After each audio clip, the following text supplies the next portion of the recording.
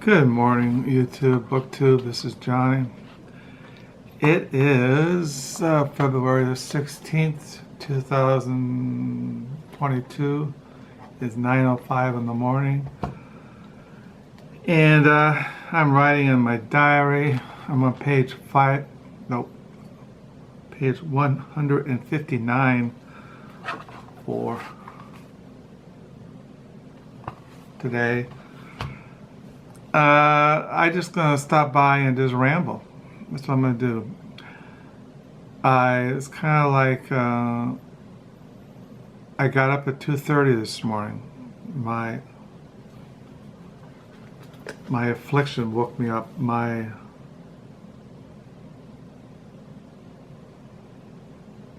Stantica. Anyway, my affliction. That word right over there, anyway, woke me up. That word. So I woke up at 2:30. Didn't turn any lights on. I had my clothes near my bed. So I got dressed, turned on the space heater, laid on the couch, but my leg was in pain, my right leg. So I laid there, going in and out of consciousness, feeling like crap.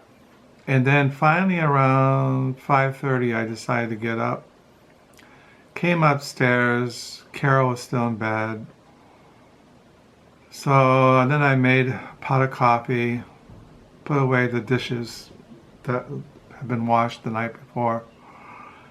Then I made myself some oatmeal, took my pills, took some ibuprofen, took some Xanax. Carol got up. She went out for breakfast this morning from a friend, so she's gone.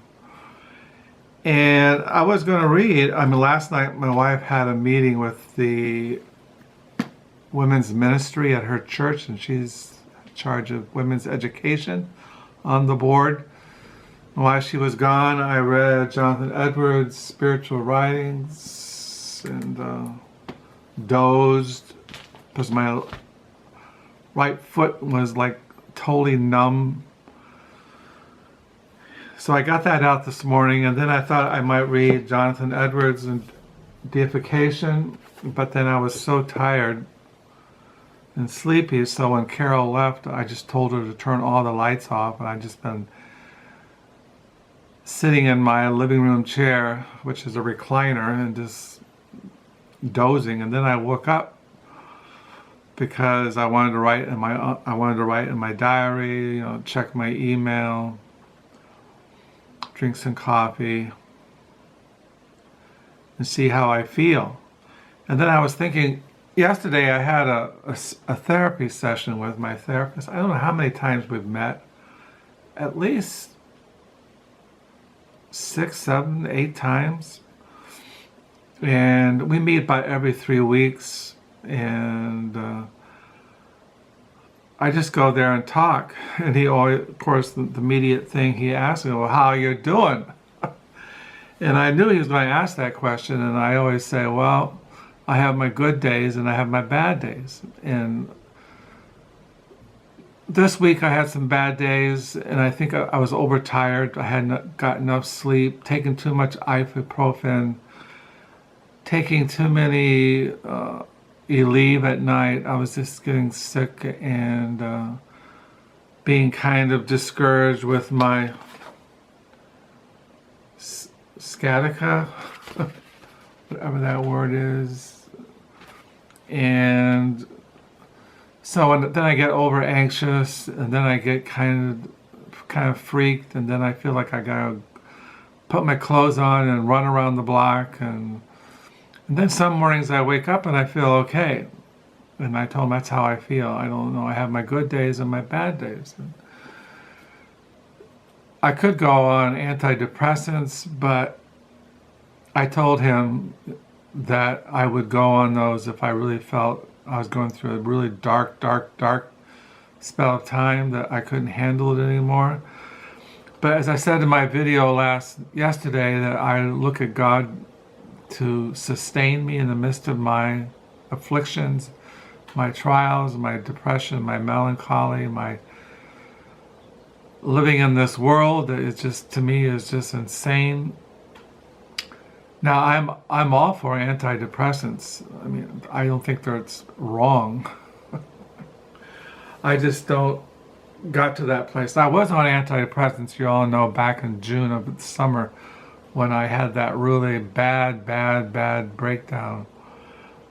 But I was taking antidepressants, but I stopped taking them because I was depressed, but it was all like a frozen block inside my brain. I didn't feel it in my body, but it was inside my brain, encased in a block of ice.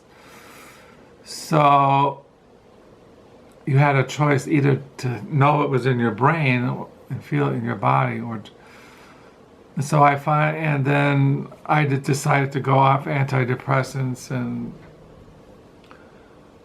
realizing I'd have my bad days and my good days.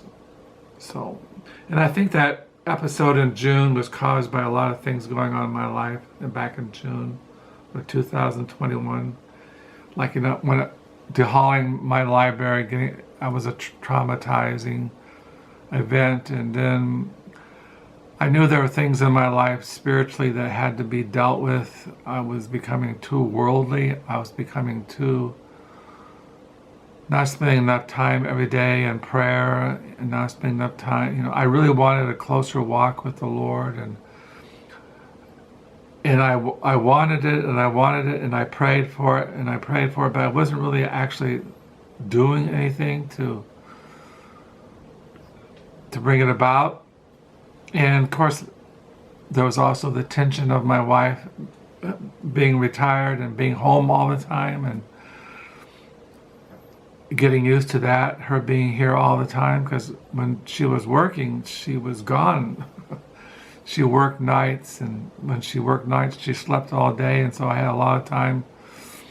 It was a different world. And then when my wife retired, she was here. You know, I love my wife. I love being around her.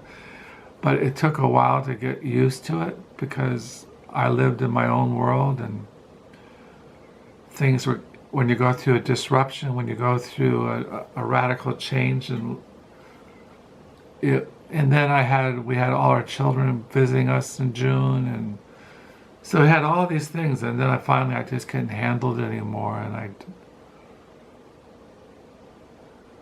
but then I came out of it. So I have my good days and my bad days, I told my therapist, and we talked about,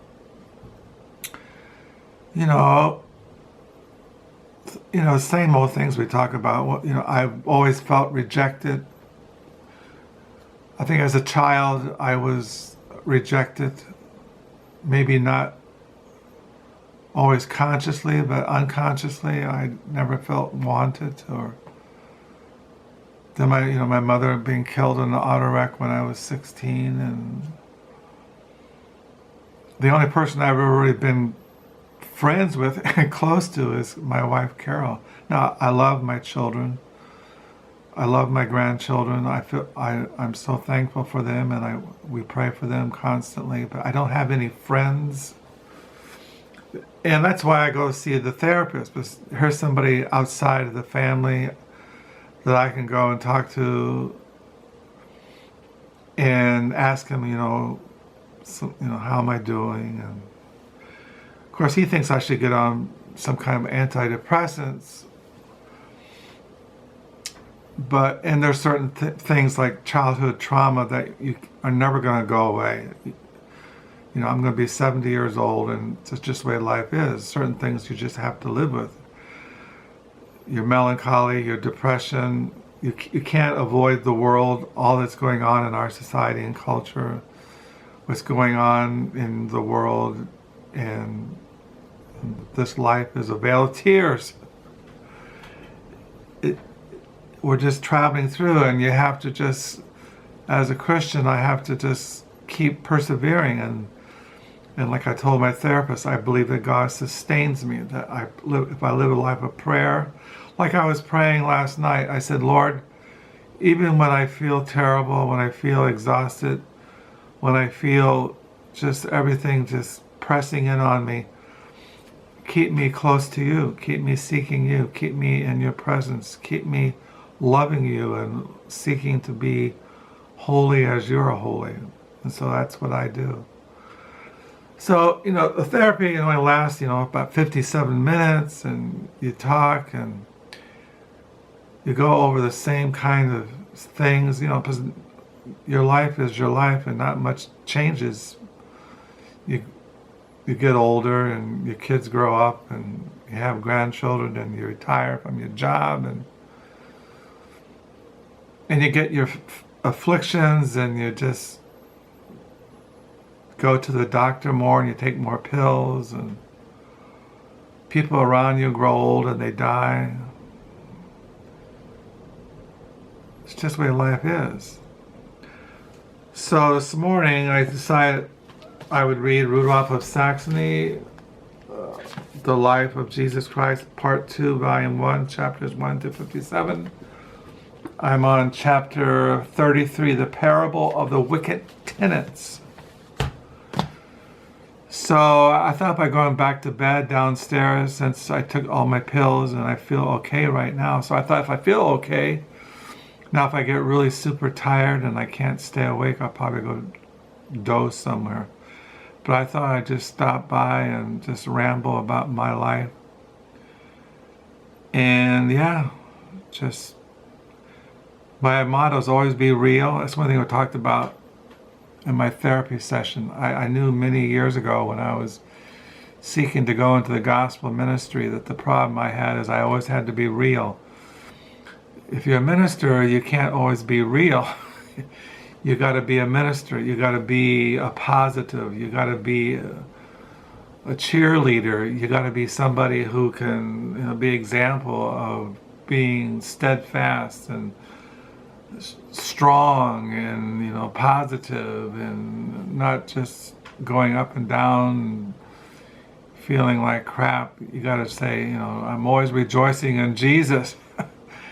But I am rejoicing in Jesus in my inner man, but outwardly or mentally or psychologically, I'm really having a hard time. But I know the Lord is faithful. I mean, I've been a Christian 52 years, and I know it's the Lord who's kept me going all these years. I've gone through a lot of hard times.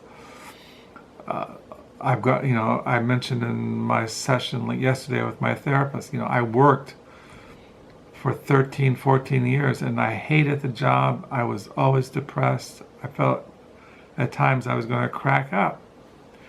And I told my therapist I still feel damaged from that job. I don't think I ever recovered from it. But I survived.